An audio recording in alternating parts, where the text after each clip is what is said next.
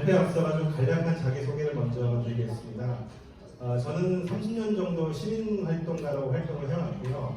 3년 정도 은평구에서 참여예산위원장으로 무보수 상근 활동을 했었고요. 작년 9월부터는 어쩌다 보니 공무원이 돼가지고 일을 하고 있습니다. 오늘 발표할 주제는 은평구의 참여예산 제도인데요. 더 넓은 민주주의, 더 깊은 민주주의에 대한 고민을 가지고 참여예산 제도를 운영을 하고 있습니다. 네, 발표 순서고요. 먼저 한국의 참여예산에 대해서 간략하게 말씀을 드리고 그 다음에 은평구의 참여예산에 대해서 말씀을 드리도록 하겠습니다. 한국의 참여예산은 여러분들이 아마 외신을 통해서 접하셨을 텐데 한국의 다양한 어떤 민주화를 위한 운동이 있었고요. 2016년, 17년 동안 수백만 명이 약 5개월 정도 무능하고 부패한 정부를 탄핵하기 위한 촛불혁명을 일으켰고요. 근데 이것만 있었던 것은 아니고요. 과거에 1980년도 광주에서 민주화운동을 통해서 군사 독재 정권에 저항한 운동이 있었고 1987년 6월달에 역시 군사 독재 정권에 저항하는 시민들의 항쟁이 전국적으로 펼쳐졌습니다. 저희들이 고민하는 것은 이렇게 광장에 많은 사람들이 모여서 국가적인 이슈를 다루고 문제를 해결하는 경험들을 했지만 실제 자신의 삶터인 자기의 일상에서의 민주주의를 어떻게 실현할 것인가 하는 고민들을 하고 있고요. 그런 맥락에서 어떤 시민 참여의 어떤 제도화, 일상화에 대한 고민을 진행을 하고 있습니다. 한국의 참여예산에 대한 역사인데요. 나눠드린 요 자료를 참고하시고요. 91년도에 30년 만에 지방자치단체 제도가 부활이 돼가지고 그 다음에 1995년도에 지방자치단에 대한 선거가 있었고요. 1997년도에는 시민단체를 중심으로 해서 지방정부의 예산에 대해서 감시하는 예산감시운동이 활발하게 전개가 됐습니다. 그렇게 해서 2003년도에 광주 북부에서 최초로 참여예산 제도를 도입을 했고 진보적인 일부 단체에서 진행이 되다가 결정적으로는 2010년도에 지방정부 선거에서 개혁적인 지방자치단체장 후보들이 대거 주민참여예산제도를 선거 공약으로 들고 나오게 됩니다. 은평구청장 같은 경우에는 첫 번째 제1호 공약이 주민참여예산제도였습니다. 그리고 2011년도에는 국가의 법, 즉 지방재정법이 개정돼가지고 전국적으로 모든 지방자치단체에 의무적으로 참여예산제도를 도입을 하게 했고요. 2018년도에는 참여예산제도의 범위를 확대했습니다. 한국의 참여예산은 243 플러스 1을 기억하시면 될 것 같은데요. 243개의 지방자치단체가 있는데 하나도 빼놓지 않고 모두 참여예산제도를 시행을 하고 있고 조금 전에 설명드렸던 국민참여예산제도가 더해지게 됩니다. 관련된 지방재정법에 관련된 내용이고 한국 같은 경우는 이렇게 다양한 시민활동에 의해서 참여예산제도가 도입된 측면보다는 어떤 정부의 입법이라든가 일부 정치인들의 개혁적인 성향에 의해서 참여예산제도가 확산되는 그런 특징을 보이고 있습니다. 은평구 참여예산에 대해서 말씀을 드릴 텐데요. 먼저 은평구라고 하는 동네가 어디냐면 서울은 아시죠? 서울의 서북 쪽에 위치한 동네고요. 인구는 48만 3천 명 정도가 있고 외국인이 6,820명 정도 16개 동이 있고요. 그 다음에 1년의 예산은 6억 1,900만 달러 정도 됩니다. 그리고 재정 자립도라고 얘기를 하는데요. 지자체의 살림을 얼마나 자립적으로 하는가. 이 한국이 굉장히 중앙집권화된 사회인데 지방 분권이 잘 안 되어 있습니다. 그래서 재정 자립도가 17.5%에 불과하고요. 서울 25개 자치구 중에서 끝에서 세 번째 정도에 자리하고 있습니다. 이제 은평구의 참여예산에 대해서 말씀을 좀 드릴 텐데요. 질문이 하나 있습니다. 참여예산이란 무엇인가?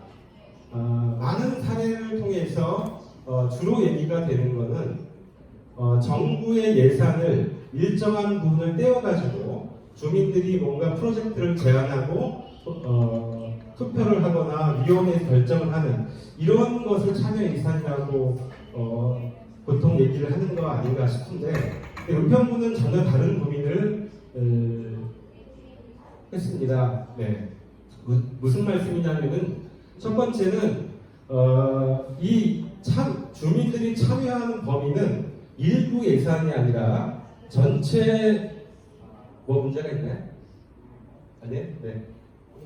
전체 지방자치단체 전체 예산에 주민들이 참여해야 되는 거 아니냐, 이런 문제의식을 가지고 있었고, 두 번째로는 예산을 편성하는 것도 중요하지만 집행하고 평가할 때도 주민들이 참여하는 것이 중요하다, 이런 생각을 했던 거죠. 즉 예산에 대한 전체 과정에 어떻게 하면 주민들이 참여해서 주민들의 목소리를 의견으로 반영할 것인가에 대한 고민이고요.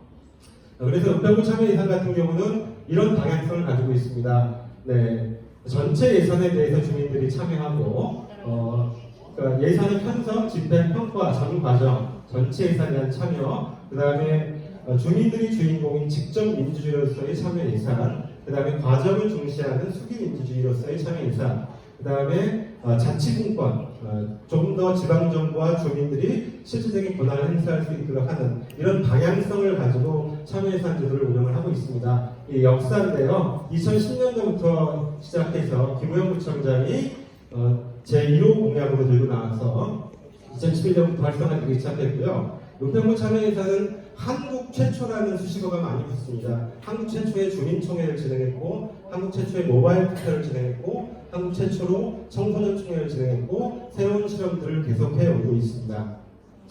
그러니까 은평구 참여예산의 범위는요, 전체 은평구 예산의 대부분을 주민들의 목소리를 담는 식으로 운영을 합니다. 즉 주민심이라고 해가지고 좀 이따 말씀을 드릴 텐데, 행정부에서 예산 편성하는 것에 대해서 참여예산위원들, 즉 주민들이 예산에 대해서 증액과 감액 의견을 내는 건데요. 그것이 4억 7,500만 달러, 그러니까 비율로 따지면 76.8% 정도의 비율로 주민들이 참여하고 있습니다. 그 다음에 좁은 의미의 참여 예산, 주민들이 제안하고 주민들이 선정하는 사업은 133만 불 정도, 미미하죠. 0.2%. 그래서 합치면은 전체 은평구 예산에서 공무원들의 인건비라든가 경직성 경비를 빼고는 전체 예산에 대해서 주민들의 목소리를 듣는다고 하는 점에서 특징이 있습니다. 그래서 은평구는 주민참여위원회 안에 참여예산위원회가 구성이 되어 있는데요. 구 단위의 위원들은 전체가 156명입니다. 그리고 1년 내내 최소한 월 2회 이상 상시적인 운영 체계를 갖추고 있고요. 이 주민참여위원은 누구나 될 수 있고 공개 모집을 하는데 단 조건이 있습니다. 주민참여위원이 되려면 9시간짜리 참여예산 학교를 이수를 해야 되고, 이수하신 분들이 많기 때문에 추첨 형태로 이수자들을 추첨을 해서 선정을 하고 있습니다. 그리고 16개 동의인데요. 동단위에도 약 30명에서 50명 정도의 위원들이 있어서 전체적으로 보자면 동단위 800명, 구단위에는 156명, 한 1000명 정도가 일상적인 주민 참여 체계를 구축을 하고 있습니다. 그리고 행정의 지원 체계는 행정 전담 조직이 있습니다. 참여 부정팀이라고 하는 전담 조직이 있는데요. 5명의 행정직 공무원들과 2명의 민간 전문 대학직 직원, 참여예산 위원 활동을 하신 분 중에서 2명을 직원으로 채용해서 조금 더 주민들의 입장에서 주민 참여 활동을 지원을 하고 있습니다. 1년의 운영 예산은 25만 불 정도인데요. 민주주의에 대한 투자라고 생각하고 적극적으로 운영 예산을 운영을 하고 있습니다. 그리고 참여 예산을 활성화하기 위해서 중간 지원 조직으로 NGO와 같이 네트워킹을 하고 있는데요. 구 단위에서 퍼실리테이터를 양성하기 위한 교육 과정을 3년 동안 꾸준히 진행해서 약 70명 정도의 퍼실리테이터가 활동을 하고 있고요. 그 다음에 주민들이 뭔가 제안을 할 때 그걸 도울 수 있는 주민참여 지원단이 19명으로 구성이 돼서 활동을 하고 있습니다. 그래서 주민제안사업 아카데미 같은 것도 진행하고 1대1로 맞춤형 컨설팅을 진행해서 제안의 완성도를 높이는 노력을 하고 있고요. 여러 가지 동단위, 구단위 토론회 장에서 퍼실리테이터 역할을 수행하고 있습니다. 사무실도 별도로 주민참여위원회 제공을 하고 있고요. 그래서 일상적인 회의와 어떤 활동이 가능하도록 지원을 하고 있습니다. 그러니까 은평구의 참여 예산의 이제 개요인데요. 전체적으로 보시면 예산을 편성하는 단계에서 다양한 프로그램이 있고, 그 다음에 집행하는 단계에서 다양한 프로그램이 있고, 그 다음에 평가하는 과정에 다양한 프로그램이 있습니다. 요거를 차근차근 말씀을 드릴 텐데요. 먼저 예산의 편성 과정에 대한 주민 참여에 대해서 말씀을 드리겠습니다. 아까 말씀드렸다시피 구청에서 구에서 예산을 수립을 하면 반드시 참여예산위원회를 통해서 주민들의 심의를 받고 의회에 상정을 해야 됩니다. 그래서 참여예산위원회가 1년 동안 활동을 하기 때문에 분과별로 회의를 10월달 예산 시즌인데요. 그 시즌이 되게 되면 이렇게 위원들이 모이고 해당 부서에 주로 팀장들이 오셔가지고 사업에 대한 설명과 예산에 대한 설명을 진행을 하고요. 그걸 토대로 두세 차례 회의를 해가지고 분과위원회별로 의결을 하게 됩니다. 이런 식으로 의결을 합니다. 구체적으로 행정의 사업 예산에 대해서 예를 들어서 이호철 문학상에 대해서 운영상의 운영비가 좀 과다하다. 그래서 이 정도 액수를 13,000달러 정도를 삭감하자. 이런 의견을 내는 거죠. 이거는 2,500달러를 삭감하자. 이런 의견을 내는 거고요. 그래서 이 의견을 내면은 행정에서 그러면 자기들이 수용 여부를 결정하는 게 아니라 최종적으로는 민관 예산 협의회라고 하는 걸 통해서 구청장과 구청의 주요 간부들과 참여예산위원장관이 같이 협의를 통해서 합의안을 도출해서 그 결정을 하는데요. 대체로 주민들이 낸 의견의 70%에서 80% 정도는 주민들의 의견이 수렴이 됩니다. 그래서 2012년부터 주민심의를 진행한 결과들인데요. 이걸 합쳐가지고 누계를 보게 되면 지난 2012년부터 올해 예산까지 총 1,200만 달러 정도, 1,270만 달러 정도에 대해서 주민들의 의견이 반영돼서 예산이 실제로 삭감이 됐습니다. 증액된 의견 예산들 일부가 있죠. 그 다음에 주민들이 제안하고 주민들이 선정하는 주민 제안 과제에 대해서 말씀드리면 구단위에는 75만 불, 그 다음에 청소년들을 위해서는 8,300달러, 네, 83,000달러, 죄송합니다. 그 다음에 16개 동이 있는데요. 총 50만 달러를 배정해서 동마다 33,000달러를 결정할 수 있도록 이렇게 운영을 하고 있습니다. 구단위는 주민총회를 통해서 원탁회의를 통해서 수기 과정을 기반해서 의사결정을 하고 있는데요. 이런 식으로 사전 투표를 진행합니다. 지금 보니까 카스카이스시에서도 온라인 투표 같은 걸 하시는 모양이던데 저희도 온라인 투표와 모바일 투표 그 다음에 이렇게 16개 동의 주민센터와 각 학교에서 투표를 진행합니다. 보통 참가 인원이 15,000명에서 20,000명 정도 되는데 올해는 좀 저조해서 9,400명 정도가 참여했고요. 그 다음에 700명 정도가 모여서 원탁회의를 진행을 합니다. 그래서 사전 투표 결과를 50% 비율로 반영하고 700명이 모였지만 수기의 과정을 거치기 때문에 이 비율을 50%로 반영해서 우선순위를 결정을 하고 있습니다. 그 다음에 청소년 과제는 청소년이 결정합니다. 청소년 과제에 대해서는 어른들한테는 투표권이 없고요. 청소년들한테만 투표권을 부여야 합니다. 14세 이상의 청소년이면 누구나 다 참여할 수 있습니다. 그래서 이걸 은평형 란치 개마인대라고 얘기를 하는데요. 스위스의 직접 민주제인 란치 개마인대를 은평구 방식으로 바꿔서 진행을 하고 있는데요. 한 400명 정도의 청소년들이 이런 원형 극장에 모여서 제안과 토론과 투표를 진행하는데요. 그 현장을 동영상을 잠깐 보시겠습니다. 소리가 나오나요?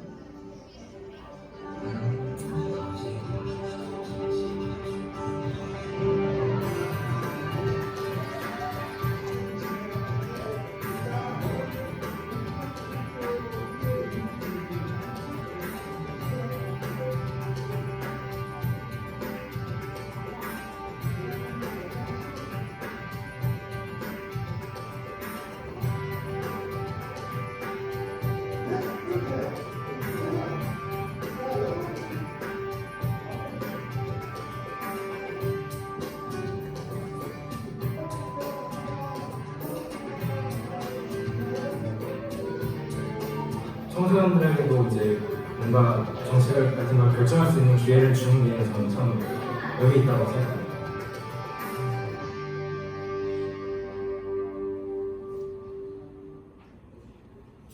그래서 청소년들이 스스로 제안부터 사업의 공론화와 선정까지 하고 직접 실행까지 하는 역할들을 청소년들이 주도적으로 하고 있고요. 행정은 그걸 지원하는 역할을 맡고 있습니다.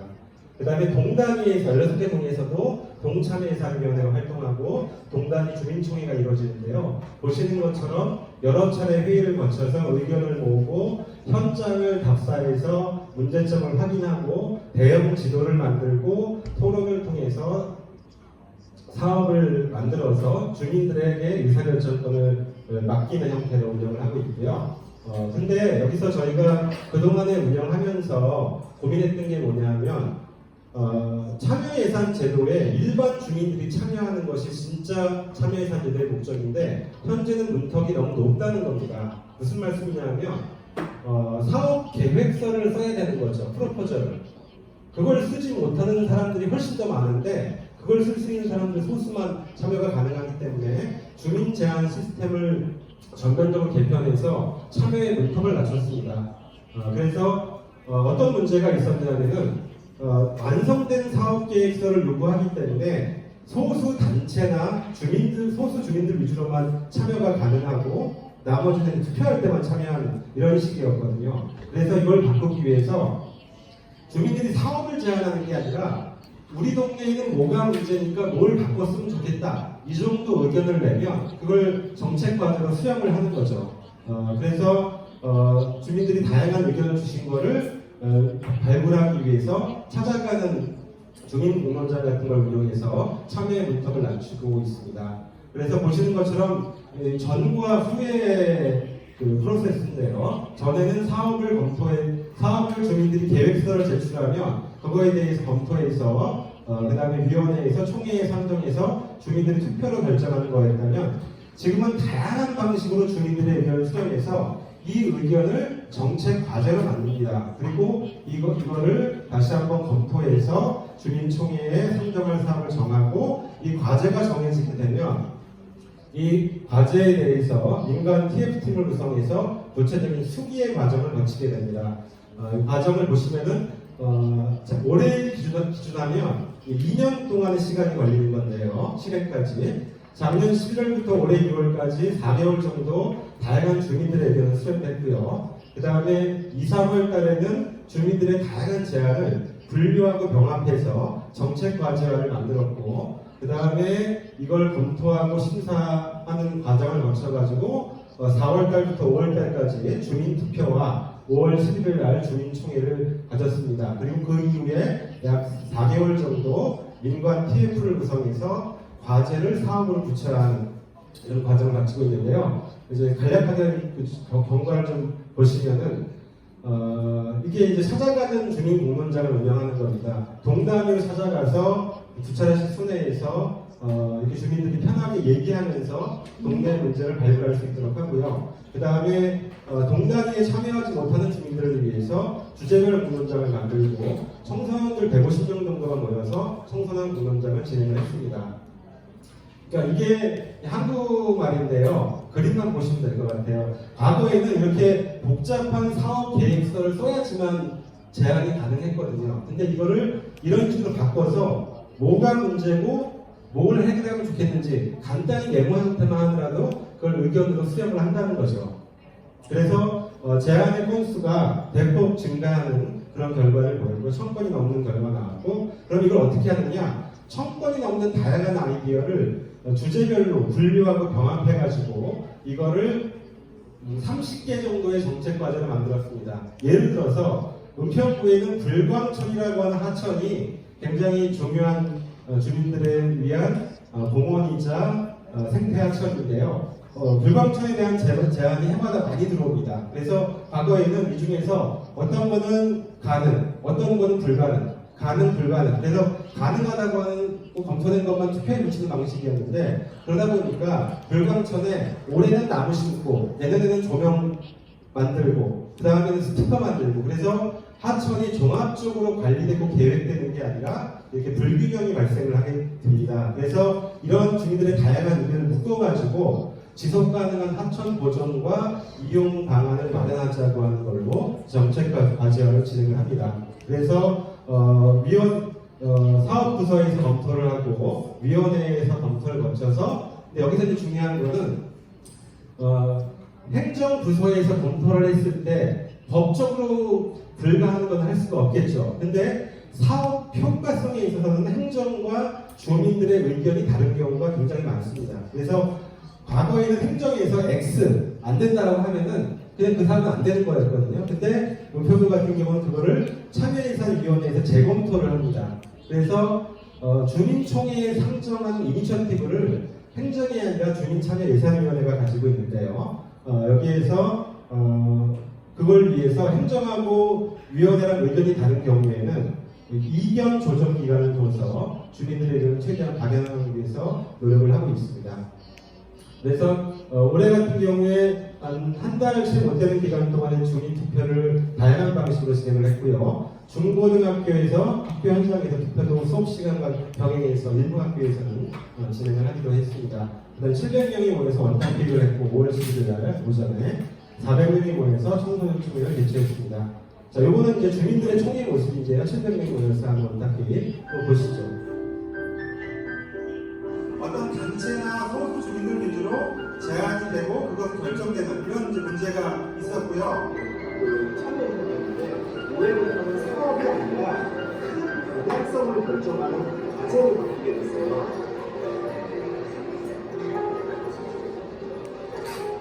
발명단을 키우시는 입장에서 어떠세요? 헷갈리셨는데 일부 공개사분들이 왜 20도 바꾸었으냐.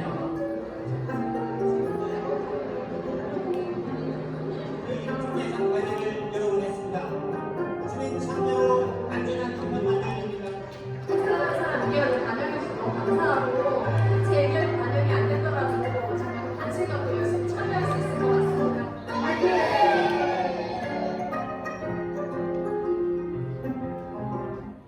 네, 그래서 보시는 것처럼 올해 기준에서 10개의 정책 과제, 즉 여러 개의 사업이 포함될 수 있는 정책 과제 형태로 총회에 상정을 해서 10개가 선정이 됐고요. 청소년 과제가 2가지가 포함이 되어 있습니다. 그래서 이 과제별로 공개 모집을 통해 가지고 민간 TF를 구성을 해가지고 한 3개월 정도 현장 탐방을 포함해서 수기 과정을 거쳐서 사업과 예산으로 구체화하게 됩니다. 그래서 예를 들어서 그 과정이 어떤 거 이탈을 들어서 말씀드리면 자원순환도시 우편 만들기와 관련해가지고 민간 TF팀을 구성해서 현장 탐방 같은 걸 진행하고 정기적인 회의를 통해서 사업을 만든 다음에 그걸 실행하는 이런 식으로 참여예산 제도를 운영을 하고 있습니다. 지금부터는 이제 집행과 평가 과정의 주민 참여에 대해서 말씀을 드릴 텐데요. 먼저 이건 뭐냐면 구청에서 하고 있는 사업에 대해서 참여예산위원회가 의견을 냅니다. 이것은 현장에서 볼 때 주민들이 체감해 보니까 이런 문제가 있더라. 그래서 그걸 그냥 개선안을 내는데요. 2017년에는 49건, 2018년에는 33건, 2019년에는 38건의 사업 개선안을 냈습니다. 이런 식의 개선안들을 내는 겁니다. 네. 그래서 보시는 것처럼 자전거 교실을 운영하는데 이게 단순하게 자전거에 대한 기능적인 교육만을 하지라는 거죠. 주민들이 보니까 그렇게 하지 말고 거기에 더해서 음주 탑승이라든가 방어 운전, 안전을 강화하는 그런 형태로 교육을 강화하자라고 하는 의견을 낸다는 거죠. 그래서 이것을 이 결과를 부서에서 어떻게 처리했는지 위원회에 피드백을 하는 시스템을 가지고 있고요. 그 다음에 은평구가 가지고 있는 독특한 제도인데 구에서 발주하는 관급공사 중에서 이 83만 불이 넘어가는 관급공사는 전부 다 주민들 설명회를 통해서 주민들의 의견 수렴을 의무화하고 있습니다. 그래서 2013년부터 시행을 하고 있는데요.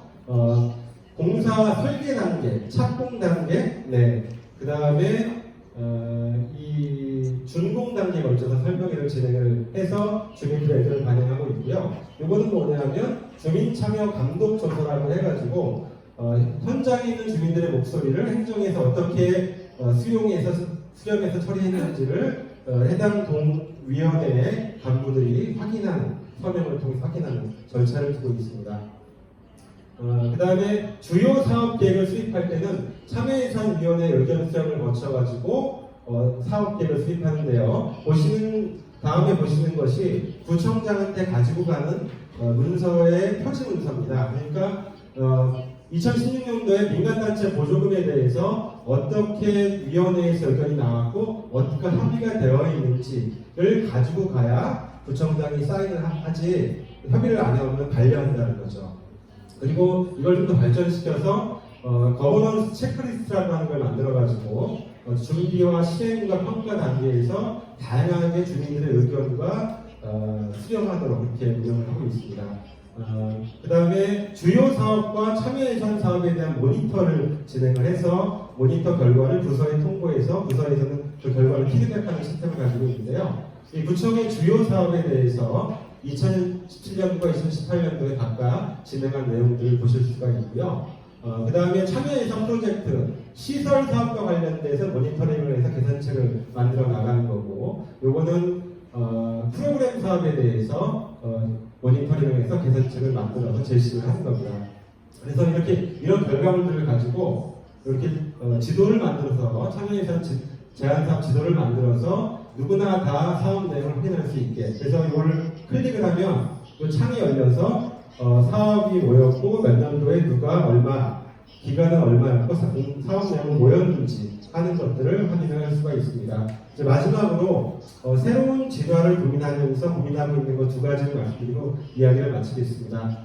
첫 번째는 구청의 사업 중에서 사업 효과성이 부족하거나 혹은 효과가 다했거나 혹은 유사하거나 중복되는 사업들이 적지 않게 있습니다. 근데 이거를 하지 않아야 되는데 부서에서는 그걸 잘 못하는 거죠. 그래서 올해 처음으로 구청의 사업에 대해서 주민들이 일몰을 시킬 수 있도록, 종료를 시킬 수 있도록 부서에서 일몰 사업 명단을 제출받아서 참여예산위원회에서 검토해서 주민들의 공론장을 통해서 진행하는, 그래서 우선순위를 민관예산협의회를 가져가는 식으로 운영하는데요. 이것도 한국에서는 최초에 시도하는 거고 지금 한창 진행 중에 있습니다. 그 다음에 여기 나와 있는 내용들은 좀 복잡한데요. 주민들의 어떤 제안과 이런 선정 과정을 조금 더 쉽게 언제 어디서나 누구나 할 수 있도록 하고 일반 주민들이 함께 소개할 수 있도록 하는 과정으로 과정을 설계하고 있는데요. 유엔의 지속가능 지표 SDGs 같은 것들을 활용해서 설문조사를 지금 한참 하고 있거든요. 올해는 10월달부터 시작합니다. 그래서 내년 9월까지 쭉 과정을 거치고 이제 실행을 하고 평가를 하는 과정을 거치게 되는 거죠. 그래서 지금까지 우편부 참여예산 제도에 대해서 말씀드렸는데 한국에서는 여러 지역에서 자치단체를 운영을 하고 있지만 우편부 참여예산이 가장 독창적이고 창의적인 모델로 평가를 받고 있는데 과연 세계 여러 나라가 견주어서 우편부 참여예산이 어떤 위치와 고민을 가지고 있는지 한번 확인해 보기 위해서도 이 자리에 왔습니다. 말씀 들어주셔서 고맙습니다. Thank you very much.